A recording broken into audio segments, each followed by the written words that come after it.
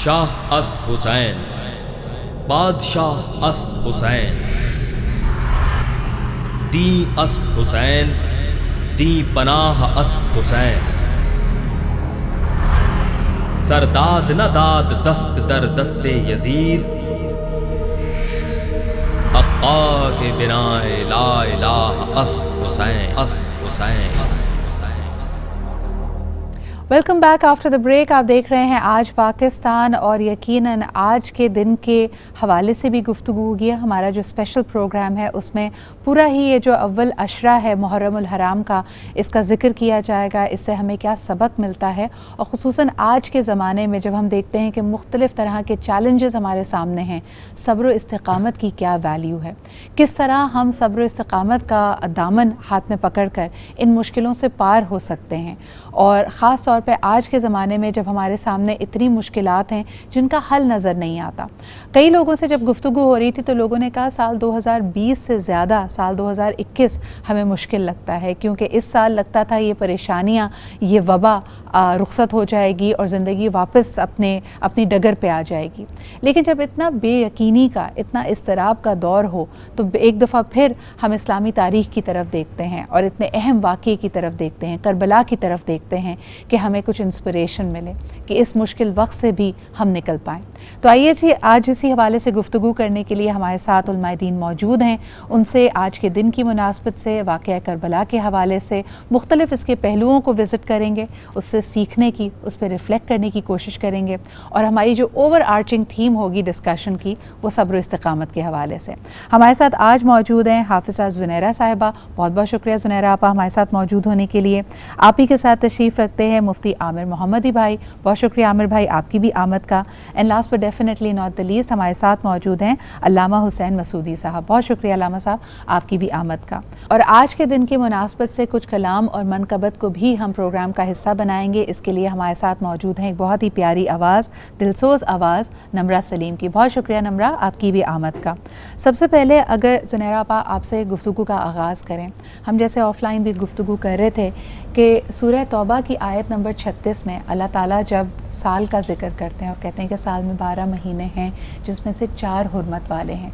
कई जगह उलमाए इकराम ने हमारी रहनुमाई की है कि इन 4 माह में ज़िक्र हो रहा है ज़िकत का, ज़िलहज का, मुहर्रमुल हराम का और रजब का। तो इन अयाम की, इन माह की अहमियत क्या है, और अगर हम इसको आज के हमारे मौजू से सब्र इस्तिक़ामत से जोड़ते हैं तो हमारे लिए क्या पैगाम है? बिस्मिल्लाहिर्रहमानिर्रहीम। बेसिकली इंसान की पूरी ज़िंदगी जो है, अगर आप देखें, कदम कदम पर सब्र की उसे ज़रूरत है, और सब्र ही नजात का वाहिद ज़रिया है। यहाँ जो अल्लाह सुब्हानहू तआला ने बात की है कुरान पाक में, इरशाद फरमाया है कि 4 महीने 12 महीनों में से हुर्मत वाले हैं।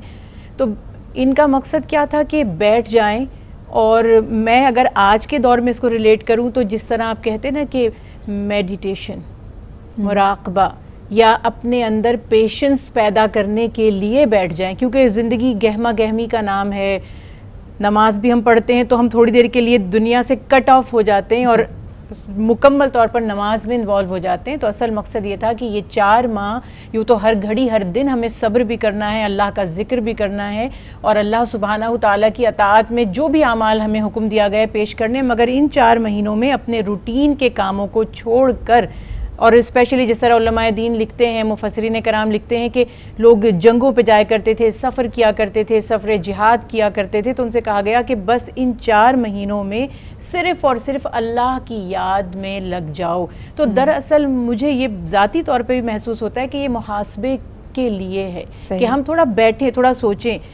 सोचना, बैठना, गौर व फिक्र करना, यही असल की है। मैं कोई काम कर रही हूँ तो क्यों कर रही हूँ, और जो मुझे नहीं करना चाहिए था मैंने वो क्यों किया। तो अल्लाह ने इबादत के लिए मुकर्रर कर दिया, और हमें एक तरह से अपॉर्चुनिटीज़ भी दी गई हैं कि कुछ दिन ऐसे हैं जिनमें सवाब आपको कई गुना ज़्यादा मिल जाएगा। बाकी दिनों में आप अपने रोज़मर्रा के कामों में लगे रहते हैं, मगर इन दिनों में ज़्यादा कॉन्शियस होना है, ज़्यादा एहतियात करनी है। हुर्मत वाले महीनों का हाल ये था कि मुशरिकीन भी इनका पास रखा करते थे, बल्कि तारीख़ में लिखा गया है कि लड़ाई झगड़े से अपने आप को इतना रोकते थे, अपने नफ्स को इतना काबू करते थे कि अगर उनके वालिद का दुश्मन भी उनकी आंखों के सामने हो तो वो इंतज़ार किया करते थे कि ये महीना ख़त्म होगा तो हम इससे इंतकाम लेंगे। इंस्टिगेशन के जो वर्स्ट आप सिनेरियो सोच सकते हैं उस वक्त की सोशल वैल्यूज़ को देखते हुए फिर भी सब्र व इस्तिक़ामत को प्रैक्टिस किया जाता था। और आजकल के ज़माने में इस पर अक्सर बात की जाती है कि माइंडफुलनेस होनी चाहिए। लेकिन आमिर भाई, यही जो गहमा गहमी जब थमी, और ख़ास तौर पे अगर हम ये गुज़श्ता 1.5 साल पौने 2 साल से देखते हैं, तो इसने तो हमें मज़ीद इज़्तिराब में मुब्तला कर लिया। लोग इंतज़ार में हैं कि गहमा गहमी किस तरह वापस आए, बल्कि एहतजाज करते हैं जब लॉकडाउन लगाया जाता है या घरों में बैठने को कहा जाता है। तो फिर सब्र व इस्तिक़ामत और ये ख़ास अय्याम हमें क्या पैगाम दे रहे हैं? आपने बहुत अच्छा इस्तदलाल लिया मौजूदा सिचुएशन और हालात के एतबार से। असल में बात यह है कि जैसा कि हाफिज़ा साहिबा ने फरमाया कि अल्लाह रब्बुल आलमीन ने हमें जितनी इबादत दी हैं उन इबादत का भी जो असल मकसूद है वो हमारा तज़किया है, हमारी तरबियत है। लेकिन हम नमाज़ पढ़ते हैं, हम ज़कात भी दे देते हैं, हम हज और उम्रे भी करते हैं, लेकिन जो उसकी रूह है उससे हमारे अमाल खाली होते हैं। चुनांचे नताइज ना दुनिया में हमें हासिल हो रहे हैं और वल्लाह अलम आखिरत में भी वो कबूल होते हैं कि नहीं होते। अल्लाह ताला वो नताइज दुनिया में भी अता फरमाएगा, जैसे कि कुरान ने कहा नमाज के बारे में कि इन्ना सलात तन्हा अनिल फहशाई वल मुनकर, तुम्हारी नमाज तुम्हें बेहयाई और बुरे कामों से रोकती है, लेकिन हमारी नमाजें नहीं रोकती। तो इकबाल ने इसीलिए कहा था कि तेरी नमाज बेसरूर, तेरा इमाम बेहुजूर, ऐसी नमाज से गुजर, ऐसे इमाम से गुजर। तो मैंने एक जगह ये बयान किया तो लोगों ने कहा इसके अंदर नमाज ना पढ़ा करें। मैंने कहा जी नमाज पढ़ा करें, लेकिन ऐसी पढ़ा करें जो वाकई नमाज हो, जिसमें आप नमाज पढ़ते हुए एहसान की कैफियत से दो चार हो कि अंता अब्दुल्लाह का अन्न का तराहू व इन लम यकुन तराहू फ़इन्नहु यराक। आप अल्लाह की इबादत ऐसे कीजिए कि गोया अल्लाह को आप देख रहे हैं। और अगर ये कैफियत नहीं भी बन पाती तो कम से कम इतना तो यकीन हो कि अल्लाह आपको देख रहा है। और चूंकि मोमिन या हजरत इंसान, कुरान कहता है वमा खलक़तुल जिन्ना वल इंसा इल्ला लियअबुदून, हमने तो पैदा ही इंसान और जिन्नात को अपनी इबादत के लिए किया है।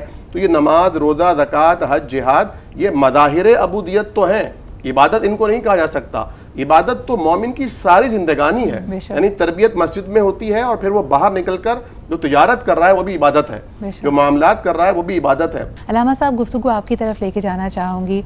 रसूल अकरम सल्लल्लाहु अलैहि वसल्लम की हयात तय्यबा को हम देखते हैं तो बड़ी बड़ी मुश्किलात, बड़े बड़े चैलेंजेस, कौन सा ऐसा गम और आजमाइश है कि अल्लाह ताला ने उनको से ना गुजारा हो हमारी इस्लाह के लिए, हमें बताने के लिए कि क्या सबसे अहसन तरीका है ऐसी मुश्किल से गुजरने का। और फिर अहले बैत की भी अगर बात की जाए, घराना रसूल की बात की जाए, तो हमने एक से बढ़कर एक मुश्किल और आजमाइश में उनको साबित कदम पाया, अल्लाह की मानी। इवन हम अगर करबला के मैदान में बात की जाए कि अजान हुई तो सजदे को सबसे पहले अव्वलीन तरजीह दी गई। तो इमाम हुसैन की कुर्बानी, वाक़या करबला, रसूल के घराने को देखते हुए जब हम अपनी मुश्किल को देखते तो वो मुश्किल बहुत छोटी लगती है, लेकिन आज के दिन के हवाले से मैं ज़रूर चाहूँगी कि आप बयान करें कि इसमें हमारे लिए क्या पैगाम, क्या इस्लाह है, क्या सबक मौजूद है। औज़ु बिल्लाहि मिनश शैतानिर्रजीम, बिस्मिल्लाहिर्रहमानिर्रहीम व बिही नस्तईन व हुवा खैरुल मुईन, अल्हम्दुलिल्लाहि रब्बिल आलमीन वस्सलातु वस्सलामु अला रसूलिहिल करीम व आलिहि त्वाहिरीन व अस्हाबिहिल मुंतखबीन। हुसैन मिन्नी व अना मिनल हुसैन। और यहाँ पर मैं आगाज़ आपकी इस खूबसूरत सवाल कि क्या सबक मिलता है हमें, हुसैन इब्ने अली का मकसद क्या था, ये करबला रुनुमा क्यों हुई, ये वाक़या करबला होने का सबब क्या है जी। तो इन सारी चीज़ों का जवाब एक लाइन में अगर दिया जाए तो हुसैन इब्ने अली ने ख़ुद मोहम्मद हनफिया अपने भाई को ये लिखा, और वो यही लिखा था कि इन्नमा खरज तो लेतलब इस्लाए उम्मत जद्दी, खानवादे रसूल। तो वही पैगाम कि आप ये फरमाते हैं कि मेरा ये खुरूज, मेरा ये निकलना, मदीने से मैं नाना के मदीने को छोड़ना, अम्मा की कब्र को छोड़ना और बैतुल्लाह में हज को मैं उम्रे में तब्दील करके और फिर क्या है एहराम को खैरबाद कह के मैं ये करबला की क़ुरबानी का अगर आगाज़ कर रहा हूँ तो ये वो ज़िब्ह अज़ीम की तरफ लेकर के जा रहा हूँ कि जिसके लिए खुदाबंद आलम ने मेरे रसूल क्या बल्कि उससे पहले भी हज़रत आदम से ये सिलसिला जारी हुआ कि क्या है एक करबला होगी और जो ज़िब्ह फ़िदिया ज़िब्ह अज़ीम का बनेगा, और वो क्या है वहाँ जा कर के मैं अपने नाना के दीन की इस्लाह के लिए यहाँ से करबला का सफ़र करूँगा। यानी मदीने से मक्का और मक्के से करब व बला, ये करब और बला की सरज़मीन को मैं अर्श मौला बनाऊँगा। यहाँ की खाक तकलीफ़ देने वाली नहीं, फिर शिफा वाली बन जाएगी। यानी गोया इसे खाक शिफा का नाम दिया जाएगा। लोग महवर और मकसद जो है इंसान को कहते हैं ना कि बेदार होने को। और यहाँ पर मैं मुसलमानों से एक सवाल ज़रूर करूँगा, और ये हमें और आपको हम सबको समझना चाहिए कि शायर ने बहुत अच्छे अंदाज से इसको कह दिया, क्या सिर्फ मुसलमानों के प्यारे हैं हुसैन? ये चरखे नोहे बशर के तारे हैं हुसैन। इंसान को बेदार तो हो लेने दो। हर कौम, सिर्फ मुसलमान की बात नहीं है जी। सिर्फ मुसलमान नहीं, किसी मसलक का नहीं, हर कौम चाहे वो कहीं भी रहने वाली हो, कोई सा भी ज़माना हो, वहाँ पर क्या है, वो पुकारेगी हमारे हैं हुसैन। और हुसैन इब्न अली क्या सबक दे रहे हैं।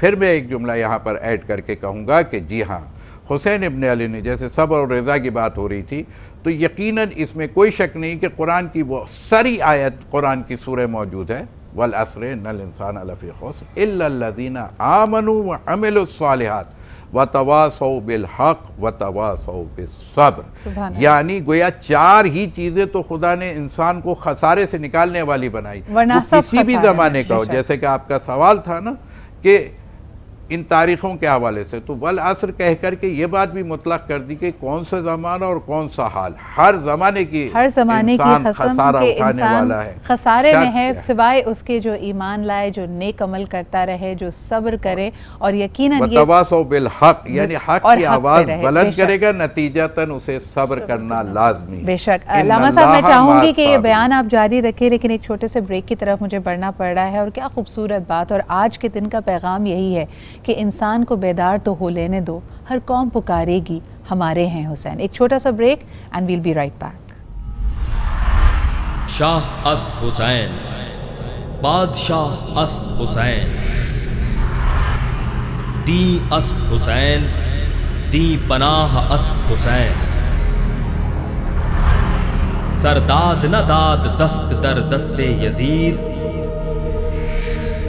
अक्का के बिनाए ला इलाहा अस्त हुसैन, अस्त हुसैन, अस्त हुसैन।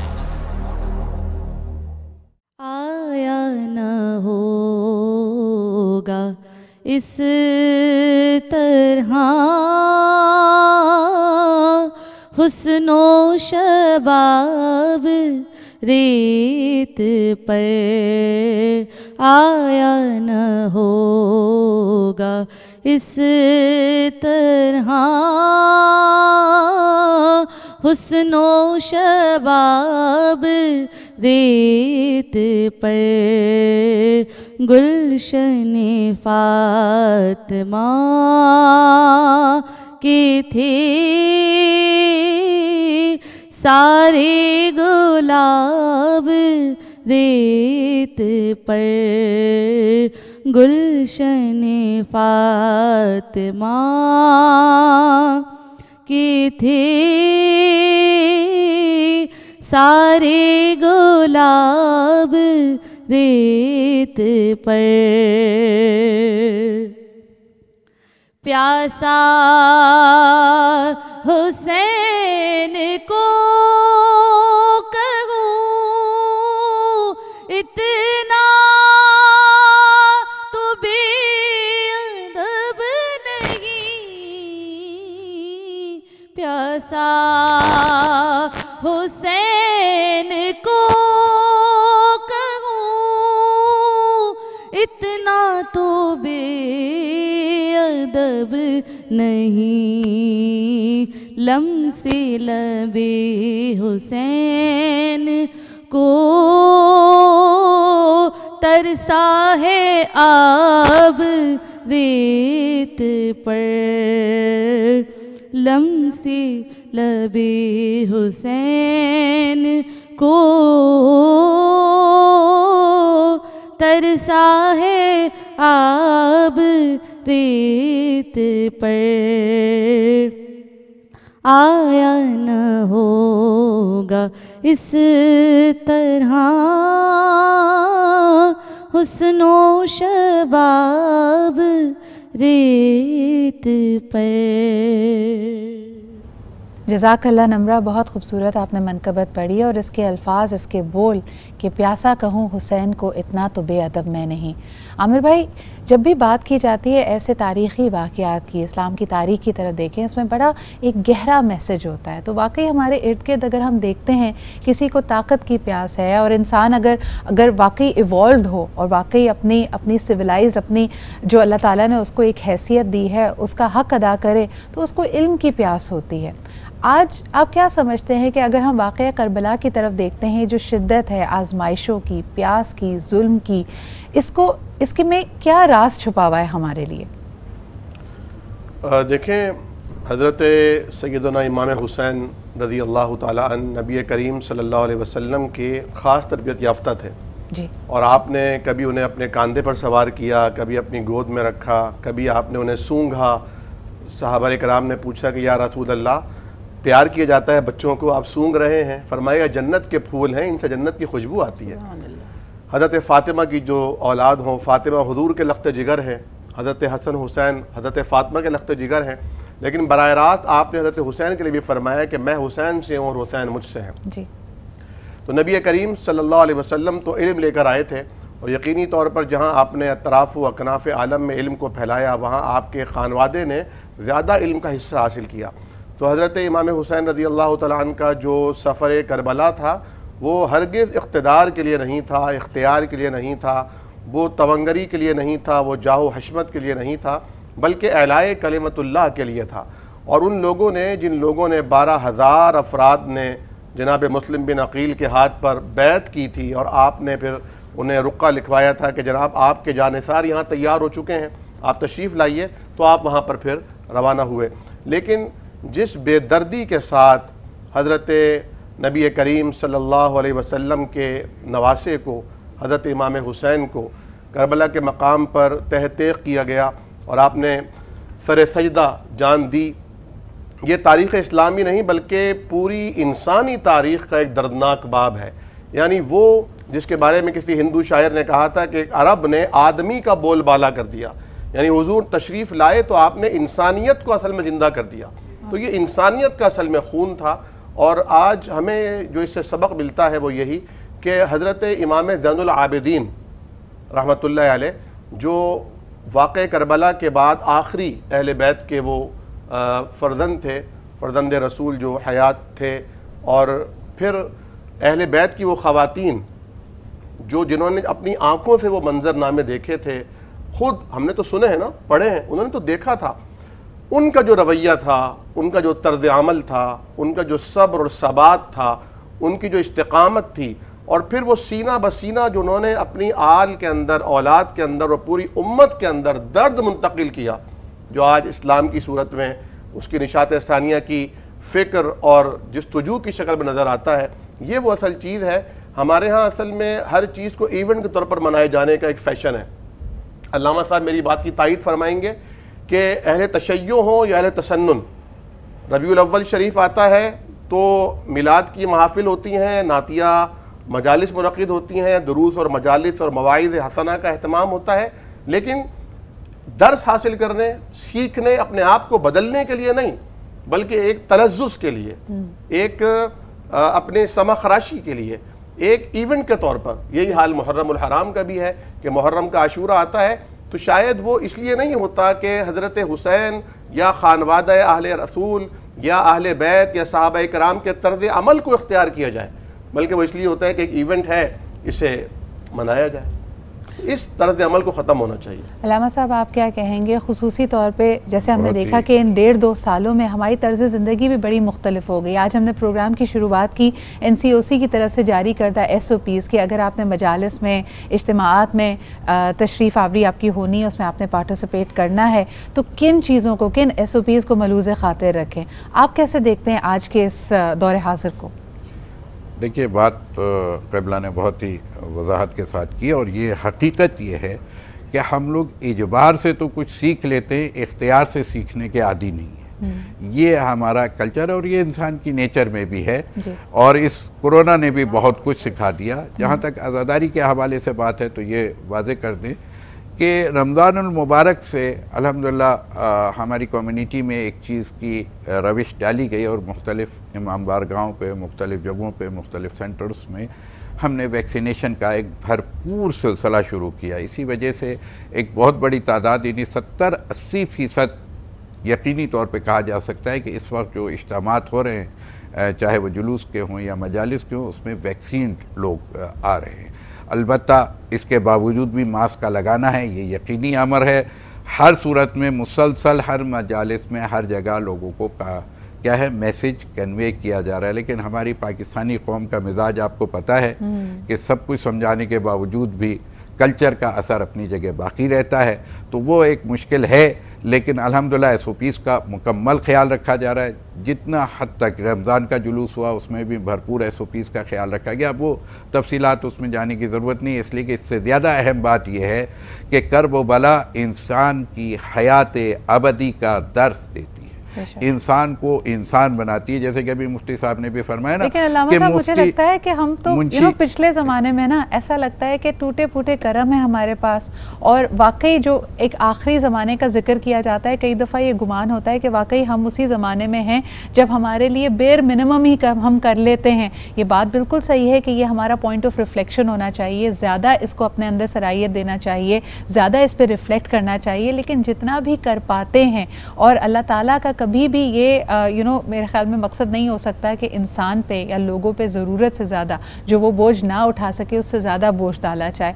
तो कुछ भी कीजिए, अगर सिद्क़े नीयत से आप कर रहे हैं और आले रसूल और हुज़ूर अकरम सल्लल्लाहु अलैहि वसल्लम की मोहब्बत में कर रहे हैं, आई थिंक उसकी कबूलियत ज़रूर होगी। एक छोटा सा ब्रेक लेते हैं और वापस आएंगे तो बात इस पर भी ज़रूर करेंगे कि जब हम सब्र व इस्तिक़ामत का जिक्र करते हैं, हमने क्यों दिनों को और ख़ास तौर पर इस्लामी तारीख़ से जुड़े इन अहम दिनों को बाँट लिया है कि ये आपका दिन है, ये हमारा दिन है, इसको हम ऐसे ऑब्जर्व करते हैं। जैसे अभी जिक्र हो रहा था रबीउल अव्वल या मुहर्रम का, आई थिंक ये वक्त एक होने का है। एक छोटा सा break and we'll be right back. शाह अस्त हुसैन, बादशाह अस्त हुसैन, दी अस्त हुसैन, दी पनाह अस्त हुसैन, सरदाद न दाद दस्त दर दस्ते यजीद, अक्का के बिनाए ला इलाहा अस्त हुसैन, अस्त हुसैन, अस्त हुसैन। शाह अस्त हुसैन, बादशाह अस्त हुसैन, दी अस्त हुसैन, दी पनाह अस्त हुसैन, सरदाद न दाद दस्त दर दस्ते यजीद, अक्का के बिनाए ला इलाहा अस्त हुसैन, अस्त हुसैन, अस्त Hussain. Welcome back after the break. आप देख रहे हैं आज पाकिस्तान हुर्मत वाले दिन हैं, आज 9 मुहर्रमुल हराम है, और यकीनन आपने देखा होगा कि इसमें कई लोग इबादत में मसरूफ़ हैं, अपने अपने तरीके से एक खिराज अक़ीदत पेश कर रहे हैं घराने रसूल को। उसके लिए मजालिस का भी इनेकाद किया जा रहा है, और यकीनन यहाँ पे ये बात करनी अहम है, जिस तरह ब्रेक पे जाने से पहले हम बात कर रहे थे कि जो मोहब्बत है हमारे दिलों में आले रसूल के लिए, अहले बैत के लिए, वो किसी ख़ास मसलक से उसका ताल्लुक़ नहीं है। और ब्रेक पे जाने से पहले जो अल्लामा साहब ने बहुत खूबसूरत शेर पढ़ा था कि किसी ख़ास मसलक नहीं, कोई ख़ास जगह नहीं, कोई इलाका नहीं, कोई बोली नहीं, इंसान को बेदार हो लेने दो और हर कौम पुकारेगी हमारे हैं हुसैन, क्योंकि ये हक़ की बात है। सुनैरा जी, एक मैं ज़रूर चाहूँगी, गुजारिश करूँगी कि हमारे देखने वालों को मसनून इबादत की तरफ भी बताएँ, क्योंकि हुज़ूर अकरम सल्लल्लाहु अलैहि वसल्लम की हयात तैयबा को भी अगर हम देखें तो मुहर्रम और हराम में ज़्यादा इबादतें और आप नफली रोज़े रखा करते थे, तो इस हवाले से कुछ गाइड करें। जी, बिस्मिल्लाहिर्रहमानिर्रहीम। एक तो ये बात है कि रसूल अल्लाह सल्लल्लाहु अलैहि वसल्लम ने हुर्मत वाला महीना इसे करार दिया, और आशूरा का पहला चांद देखने के बाद ही, यानी जब फर्स्ट मुहर्रमुल हराम आता है तो एक इस्लामी साल की इब्तिदा भी इससे है, और उस दिन से इबादत और जितने 9 तारीख़ तक ख़ास तौर पर नफली रोज़े रखे जाएं, और जिसकी पाबंदी रसूल अल्लाह सल्लल्लाहु अलैहि वसल्लम ने फरमाई वो आशूरा का रोज़ा है, 10 मुहर्रमुल हराम का। और आप सल्लल्लाहु अलैहि वसल्लम ने इसको इतनी अहमियत दी कि आप सल्लल्लाहु अलैहि वसल्लम ने हज़रत बिलाल रज़ी अल्लाह ताला अन्हु से फ़रमाया कि बिलाल, सुबह जब थी आशूरा की, आपने फ़रमाया कि लोगों में ऐलान करवा दो कि जो सुबह उठे हैं और कुछ खाया पिया नहीं है वो रोज़ा रख लें। तो ये बहुत अहम है कि अल्लाह का जितना ज़िक्र हो सकता है करें। और अगर मैं इसको रिलेट करती हूँ वाक़या करबला के हवाले से, तो तब हमें सदका, खैरात और नवाफिल की कसरत ज़्यादा करनी चाहिए। इंसानियत का दर्द जो हमारे अंदर पैदा होना चाहिए वो बहुत ज़्यादा अहम है। और दूसरी जो भी आपने बात की कि मैं थोड़ा सा उसको भी ऐड करना चाहूँगी कि ये जो हमने डिवाइड कर दिया है ओकेजन्स को, तो अल्लाह सुब्हानहू तआला ने बार बार हमें कुरान पाक में हुक्म दिया, वातसिमू बिहब्लिल्लाहि जमीअन वला तफर्रकू, कि ये अल्लाह की रस्सी है, ये दीन है, ये हक है, इसे मिलकर थाम लो और फ़िरक़ों में ना बटो। तो 3 चीज़ों पर ताकीद की गई है जो रसूल अल्लाह सल्लल्लाहु अलैहि वसल्लम की मुस्तनद हदीस मुबारका से साबित है कि अल्लाह सुब्हानहू तआला के ऊपर ईमान लाने वालों का ये काम है कि अपने बच्चों को सिखाएं, यानी जब वो सीखने के काबिल हो जाएं तो उन्हें अल्लाह के नबी की मोहब्बत, अहले बैत अतहार की मोहब्बत और कुरान सिखाएं। तो ये सारे जो वाक़यात ये हैं, फाउंडेशनल थॉट्स हैं हमारे लिए। अगर आप हमारी नई नौजवान नस्ल की तरबियत की बात करते हैं और एक मुसलमान होने की, एक मोमिन होने की बात करते हैं, तो these are the elements that we have to hold on to. अच्छा, जब हम नई रिवायात को देख रहे हैं आमिर भाई, एक बड़ी अजीब सी चीज़ मैंने नोटिस की कि जैसे हमने तो बचपन से ही देखा कि इन 10 अयाम का बहुत एहतराम है।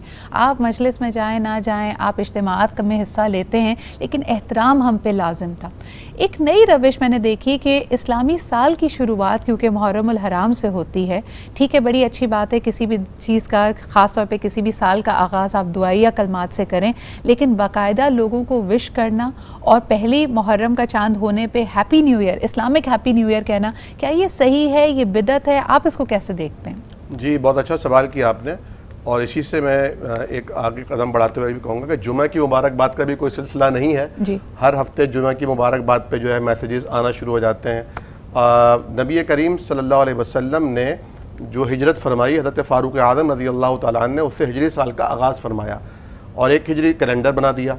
अब ये भी कहा जाता है कि हमारा जो कैलेंडर है वो हिजरी कैलेंडर है, चाँद का कैलेंडर हमारा है। हालांकि ये चाँद भी अल्लाह ने बनाया है और सूरज भी अल्लाह ने बनाया है, तो शमसी कैलेंडर भी हमारा है और कमरी कैलेंडर भी हमारा है। लेकिन ये जो मुबारकबाद का सिलसिला है, नबी करीम सल्लल्लाहु अलैहि वसल्लम से साबित नहीं है, सहाबा किराम की रिवायात नहीं है, खुद अहले बैत से साबित नहीं है, और इवन ये कि तबा ताबईन से साबित नहीं है। और ये तो मैं समझता हूँ खुदा न खास्ता ऐसा ना हो कि आइंदा आने वाले सालों में बाकायदा जिस तरह वहाँ हैप्पी न्यू ईयर में चरागा किया जाता है, आतिशबाजी होती है, यहाँ पर भी ये सिलसिला किया जाने लगे, जो लिबरल तबका है उसकी तरफ से या मजहबी तबका है उसकी तरफ से, तो ये बिल्कुल भी नामुनासिब चीज़ है। जो मुहर्रमुल हराम में जो मसनून इबादत है वो यही है कि आपने 10 मुहर्रम का रोज़ा रखना है, और आपने आखिरी साल में फरमाया था कि अगर मैं आइंदा साल तुम में रहा तो मैं इसके साथ 9 मुहर्रम का भी रोज़ा रखूँगा। तो चूँकि आज 9 मुहर्रम है, जो लोग रोज़ा नहीं रख सके उनके लिए ये उलमाए कराम ने एक राह निकाली है कि आप 10 का और फिर 11 का रोज़ा रख लीजिए, ताकि यहूदियों से आपकी मुखालफत हो।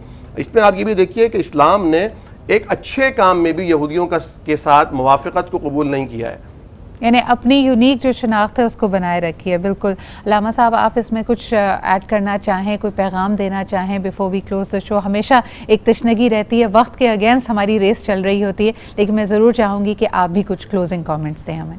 बस खुद इमाम अली मुकाम के हवाले से मैं ये अर्ज़ करूँगा कि आपने फरमाया, इनका ना दीना मोहम्मदिन लम यस्तक़िम इल्ला बिक़त्ली फसयूफ़ व खुज़ीनी। अगर मैं दीन को हुसैन इब्ने अली के अजीम और बुलंद मर्तबा खून और पाक और पाकीज़ा और तहारत वाले खून की भी ज़रूरत है, तो हुसैन ख़ुद अपने आप को, अपने घर वालों को, अपनी ख़वातीन को, हर एक को इस जज्बे से सरशार करके लेके मैदान अमल में आ जाएंगे कि क्या है, नाना का दीन रह जाए, ज़हरा का चमन बाकी रहे या ना रहे। यानी गोया फिर मैं वही कहूँगा कि और एक जुमला बहुत वाज़े तौर पे इमाम हुसैन का पैगाम था कि मुझे करबला से आगे जाने दो, मैं बलादे कुफ्र की तरफ जा कर के मैं वहाँ जिहाद कर लूँगा, मैं मुसलमान से लड़ना पसंद नहीं करता। लिहाजा यानी ये हद तक कि मुझे तबलीग की इजाज़त दे दो, मुझे पैगाम इस्लाम पहुँचाने की इजाज़त दे दो। इसीलिए कहते हैं कि क्या है, कत्ल हुसैन असल में मर्गे यजीद है। इस्लाम जिंदा होता है हर करबला के बाद, या इस्लाम जिंदा हो गया बस करबला के बाद, या मैं कहूँगा इस्लाम जिंदा होता है हर करबला के बाद। जज़ाकल्लाह अल्लामा साहब, बहुत खूबसूरत आपने बयान किया और वाकई ये थॉट प्रोवोकिंग है हमारे लिए। आमिर भाई, आपकी आमद का, ज़ुनैरा आपकी आमद का बहुत बहुत शुक्रिया। इसी के साथ हमारे पास वक्त कम है, लेकिन यकीनन ये बातें गौर व फिक्र करने वाली हैं। कल आप हमारा 10 मुहर्रमुल हराम स्पेशल भी देखेंगे, हमारे साथ रहिएगा। लेकिन इस वक्त आपसे रुख्सत लेते हुए, आपसे इजाज़त लेते हुए मैं नम्रा से दरख्वास्त करूँगी कि एक खूबसूरत सी मनकबत के साथ आज की इस नशिस्त को बर्खास्त कीजिए। मैं तो पंजतन का ग़ुलाम हूँ, मैं तो पंजतन का ग़ुलाम हूँ। मैं मुरीद-ए खैरुल अनाम हूँ, मैं ग़ुलाम इब्ने ग़ुलाम हूँ, मैं तो पंजतन का ग़ुलाम हूँ। मुझे इश्क सर्वो समन से है, मुझे इश्क सारे चमन से है, मुझे इश्क उनकी गली से है, मुझे इश्क उनके वतन से है, मुझे इश्क है तो अली से है, मुझे इश्क है तो हसन से है, मुझे इश्क है तो हुसैन से, मुझे इश्क शाहे ज़मन से है। मैं तो पंजतन का ग़ुलाम हूँ, मैं तो पंजतन का ग़ुलाम हूँ।